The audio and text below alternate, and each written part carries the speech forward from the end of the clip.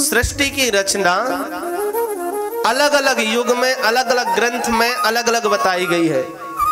भागवत जी के अनुसार यह सृष्टि की रचना है। शिव पुराण के अनुसार एक बात ये लोग आप लोग ध्यान रखिएगा इस बात को, कभी कभी हमें भ्रम हो जाता है, कभी कभी हमें भ्रम होता है कि कहीं हम सुनते हैं, जब भागवत जी सुनेंगे तो कहते हैं भगवान विष्णु के द्वारा सृष्टि की रचना हुई। शिव पुराण सुनने जाओ तो भगवान शिव के द्वारा ही उत्पत्ति विष्णु की हुई और ब्रह्मा की हुई। कथा आती है कि ब्रह्मा जी और विष्णु जी शिवलिंग का अनंत, जहां अंत कहां पर उसकी खोज के लिए गए और ब्रह्मा जी को श्राप लगा। कथा सुनते हैं, शिव पुराण की है। तो वहां सुनते हैं कि भगवान शंकर के द्वारा सृष्टि की रचना होती है। देवी भागवत सुनोगे तो देवी के द्वारा ही सृष्टि की रचना होती है। सत्य क्या है? तो हमने संतों के मुख से सुना है सारी चीजें बिल्कुल सत्य हैं।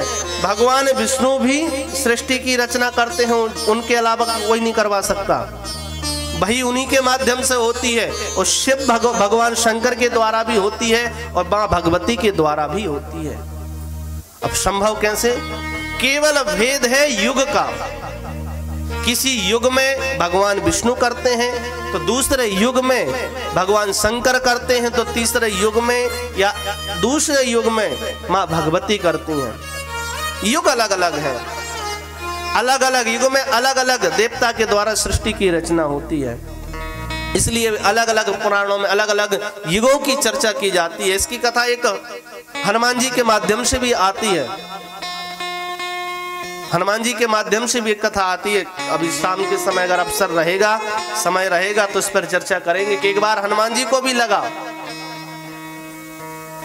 हनुमान जी को लगा कि हमने पूंछ से लंका जलाई, और उन्होंने कहीं जा रहे थे, कहीं सुना एक वक्ता पाठ कर रहे थे कि हनुमान जी ने अपने मुंह से लंका जलाई। उधर से हनुमान जी निकल रहे, उन्होंने सोची अरे लंका तो हमने जलाई, पूंछ से जलाई थी, ब्यास जी गलत कैसे बोल रहे कि मुख से जलाई। इसकी बड़ी सुंदर कथा है। तो अलग अलग युग का भेद होने से अलग अलग कथा हमें प्राप्त होती हैं।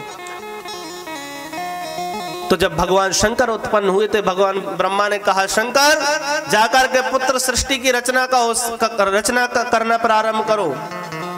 शंकर जी ने कहा जो आज्ञा पिताश्री।